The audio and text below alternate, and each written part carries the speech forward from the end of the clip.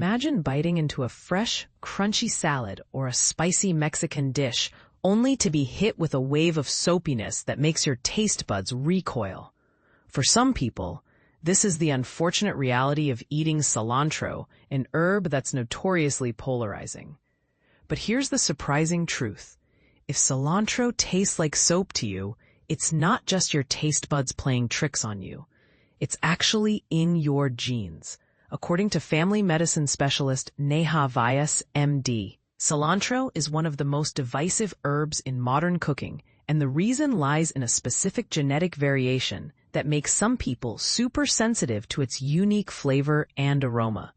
The culprit behind this soap-like taste is a gene called OR6A2, which detects the aldehyde component of cilantro and interprets it as a soapy smell and taste. But before you blame your genes for your cilantro aversion, there's an important catch.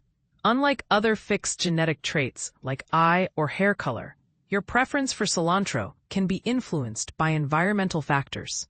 In other words, your brain can actually overcome its genetic predisposition to dislike cilantro, given the right experiences. This raises an intriguing question. Can our genes really dictate our taste preferences, or is there more to it? And this is the part most people miss. Having positive experiences with cilantro can actually rewire your brain's perception of it over time. But here's where it gets controversial.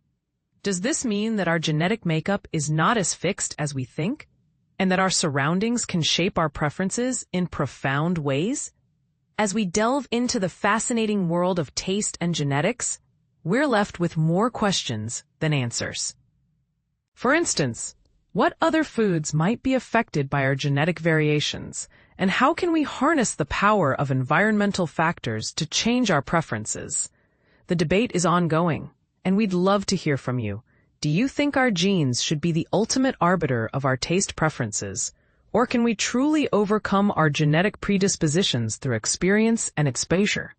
Share your thoughts in the comments below, and let's explore the complex and intriguing relationship between our genes, our environment, and our taste buds.